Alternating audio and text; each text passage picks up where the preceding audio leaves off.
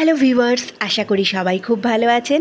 আবারও একটা নতুন ব্লগে আপনাদেরকে ওয়েলকাম জানাচ্ছি। আপনারা দেখছেন পিয়া ডেইলি, তো সঙ্গে থাকুন, দেখতে থাকুন ব্লগটা।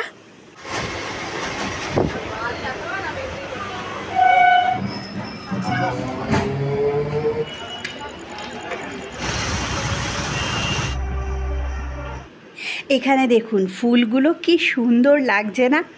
আমি ছাদে চলে এসেছিলাম, হাঁটতে আসি প্রায় প্রতিদিনই।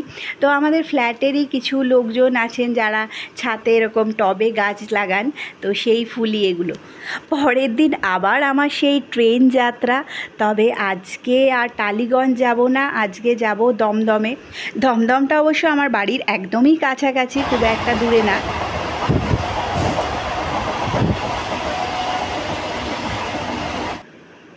তো প্রায় পৌঁছে গেছি দমদম স্টেশনের সামনে। আবার বেশিরভাগ সময়ই একটু সিগন্যালের কিছু অসুবিধে থাকলে ট্রেনটাকে অনেকক্ষণ দাঁড় করিয়ে রাখে, তারপর স্টেশনে পৌঁছায়।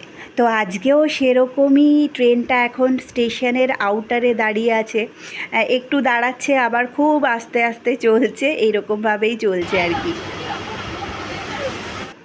আর আমরা সবাই অধৈর্য হয়ে যাচ্ছি কখন স্টেশনে পৌঁছাবো।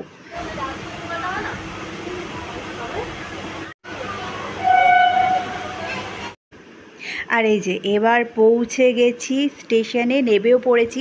তো এই ট্রেনটাতেই এসেছিলাম আমি। এই 4 নম্বর প্ল্যাটফর্মটা বেশ ফাঁকাই থাকে। তো এই দিক থেকে আরেকটু গিয়ে সাবওয়ে থেকে আমি বেরোতে পারবো বাইরে। তো আজকে যেটা বলতে চাই, আমার মতো সোশ্যাল মিডিয়ায় যারাই কাজ করছেন তাদের জন্য একটাই আমার কথা বলার, যেটা হচ্ছে আমাদেরকে কিন্তু একটা কাজের কনসিস্টেন্সি মেনটেন করে চলতেই হবে। এখানে কিন্তু অনেক অনেক পরিশ্রম, ধৈর্যের পরেই সফলতা পাওয়া যায়। তাই জন্য ধৈর্য রেখে কাজের ধারাবাহিকতা বা কনসিস্টেন্সিটা মেনটেন করে রাখতে হবে।